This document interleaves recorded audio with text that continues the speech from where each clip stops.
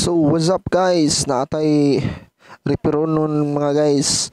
Another day, another repair. Naatay ang problem niya guys kay Google account problem or gitawag na siya sa uban nga FRP, Factory Reset Protection. Kanang nalimtan ang password guys. Mao na siya. Inaniaw na siya pagbuhat guys now. Nanaon na nimo. Imo ra ng i-wipe guys. Now, pagkahuma na mga guys. Now, wataw lang na nimo. Galaxy Note 20 ni siya guys. Galaxy Note 20 5G. So, mauna niya no. Pag-restart ana. Maura na siya buhato na to guys. Maghimo tag magic. Hi. Oh, hi. Now, huwat lang na siya. Huwata lang mga 5 minutes na siya. So, dugay kayo na siya. Inanion na siya pag trabaho guys. Dra, nilahos na. Basta makita ka na.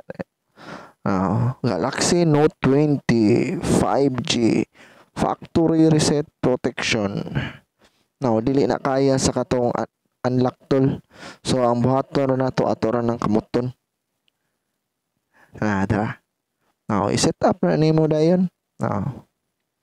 Pag makita na nimo set up, mauna na, kwarta na. Now, Galaxy Note 20 5G. Uy, wapuha. Wow! Wow! Tara. Mauna na siya mga guys. Wata lang ha. Tara. Ni-restart naman siya po balik. Tara. Next na nimo.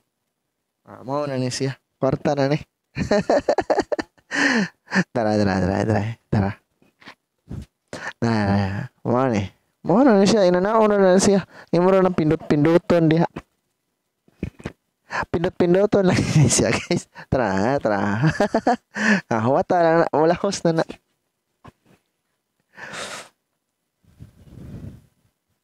Tara, okay. Wala na ang Google account.